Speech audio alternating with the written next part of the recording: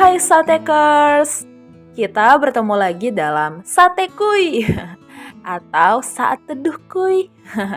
Ini adalah program pribadi yang aku tujukan untuk kamu yang butuh temen di waktu saat teduh.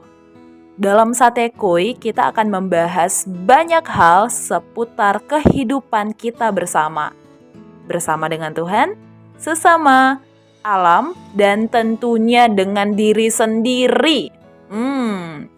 Kalau kalian mau request topik-topik yang seru buat diobrolin, boleh banget langsung tulis di kolom komentar.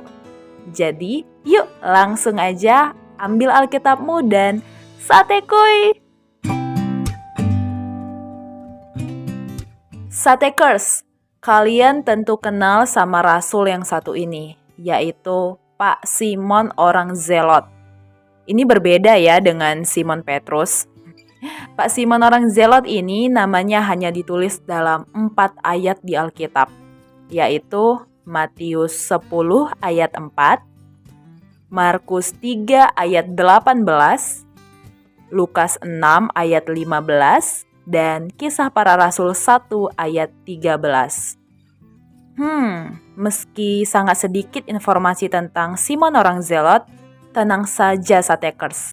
Kita tetap bisa menemukan makna hanya dari keempat ayat yang kita baca tadi. Jadi, langsung saja kita cus. Satekers, 3 ayat pertama pada bacaan kita ini adalah kisah ketika Yesus memanggil seluruh murid-muridnya untuk kali pertama.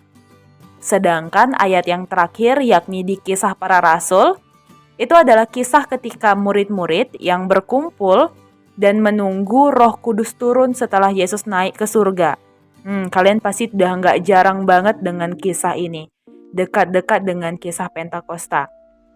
Hal ini menunjukkan jikalau Simon orang Zelot ini tetap ada dan tetap menjadi murid Yesus dari awal pemanggilannya sampai ketika Yesus naik ke surga, bukan? Ya dong. Simon tetap ada bersama kumpulan para murid lainnya dari ia dipanggil menjadi murid Yesus sampai Yesus naik ke surga. Simon masih berkumpul dengan murid-murid lainnya. Dia masih bersama dengan rekan-rekannya. Meski terlihat pasif karena tidak ada kisah khusus tentang Simon orang Zelot, tetapi karena ia ada sampai setelah Yesus naik ke surga, hal ini memperlihatkan kesetiaannya. Berbeda dengan Yudas pastinya.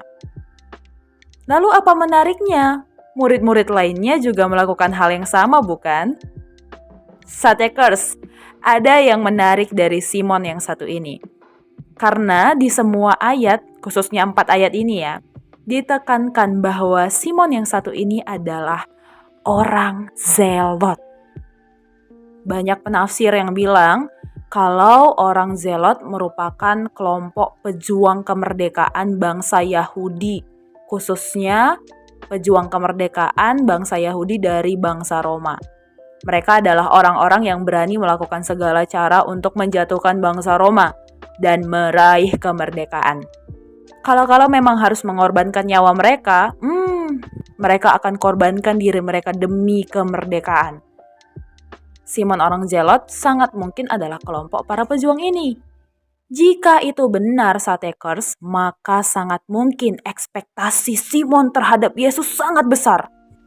Khususnya dalam mewujudkan kemerdekaan orang Yahudi. Tapi realitas salib sangat mungkin menjatuhkan ekspektasinya. Karena Yesus memberi arti kemerdekaan yang berbeda dari ekspektasi Simon sebagai orang Zelot. Disinilah kita dapat melihat kesediaan Simon ingin belajar menerima realita yang benar-benar tidak sesuai dengan ekspektasinya. Ketika Simon tahu realita mengikuti Yesus berbeda dengan ekspektasinya, ternyata Simon tidak mundur dan memilih jalan yang lain. Melainkan Simon ada sampai akhir menemani Yesus. Sepertinya Simon orang Zelot ini belajar banyak hal. Mungkin dia juga belajar tentang peperangan bukan menjadi kunci kemenangan, tetapi kasih Yesuslah yang membebaskan. Jika Simon tetap melangkah bersama dengan Tuhan meski ekspektasinya berbeda dengan jalan yang Tuhan berikan, aku yakin banget kita pun mungkin pernah mengalami pengalaman yang mirip dengan kisah Simon orang Zelot ini, meski dengan situasi yang berbeda. Ketika kita memilih untuk menjadi sahabat Yesus, mungkin kita pikir semuanya akan tampak sempurna, indah begitu. Memang akan sempurna, memang akan indah. Namun sempurna yang Tuhan rencanakan mungkin berbeda dengan sempurnanya kita. Bagaimana kita menyiapkan hati menerima sempurna yang dari Tuhan? Kadang ketika bertemu dengan orang lain saja yang memiliki kesempurnaan berbeda dengan kita bisa saja tidak nyaman. Memandang perbedaan memang tidak mudah, tetapi Satekers, memahami perbedaan akan melatih kita untuk beradaptasi dengan segala ekspektasi. Kata-katanya asik nih. Beradaptasi dengan segala ekspektasi. Khususnya ekspektasi dari Tuhan, yang aku yakin banget akan menolong kita menikmati kehidupan di dunia. Jadi mari, mulailah dengan langkah pertama menuju petualangan iman yang luar biasa.